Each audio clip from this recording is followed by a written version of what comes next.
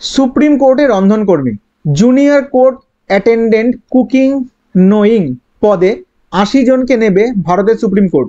পশ্চিমবঙ্গে পরীক্ষা কেন্দ্র আছে, নিয়োগের বিজ্ঞপ্তি নম্বর দেওয়া হলো। শিক্ষাগত যোগ্যতা মাধ্যমিক, সেই সঙ্গে স্বীকৃত প্রতিষ্ঠান থেকে কুকিং বা কালিনারি আর্টসে 1 বছরের ডিপ্লোমা কোর্স পাস হতে হবে। প্রাক্তন সমরকর্মীরা ডিপ্লোমা না থাকলে আবেদন করতে পারবেন, সেক্ষেত্রে তাদের সংশ্লিষ্ট কম্পিটেন্সি সার্টিফিকেট থাকতে হবে। পাশাপাশি কোনো স্বীকৃত হোটেল বা রেস্তোরাঁ বা এরপর 2-এর পাতায় বা সরকারি দপ্তরে 3 বছরের রান্নার অভিজ্ঞতা থাকতে হবে। বয়স 1/8/2024 তারিখে 18 থেকে 27 বছরের মধ্যে হতে হবে। তফসিলি ও ওবিসি, দৈহিক প্রতিবন্ধী, প্রাক্তন সমরকর্মী, বিধবা, ডিভোর্সি, আইনত বিবাহ বিচ্ছিন্ন মহিলা যারা পুনরায় বিবাহ করেননি এবং স্বাধীনতা সংগ্রামীদের উপর নির্ভরশীল প্রার্থীরা নিয়ম অনুসারে বয়সে ছাড় পাবেন। মূল বেতন 21,700 টাকা, সঙ্গে অন্যান্য সুযোগ সুবিধা।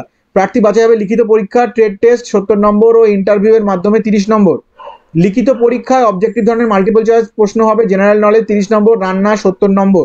সময় 1.5 ঘন্টা। পশ্চিমবঙ্গের পরীক্ষা কেন্দ্র কলকাতা। অনলাইন দরখাস্ত করতে হবে এই ওয়েবসাইটের মাধ্যমে www.sci.gov.in।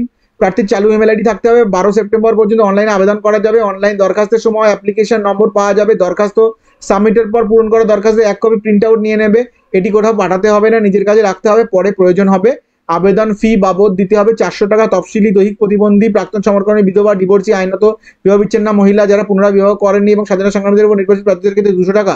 খুঁটিনাটি তথ্যের জন্য উপরোক্ত ওয়েবসাইট ভিজিট করতে পারো।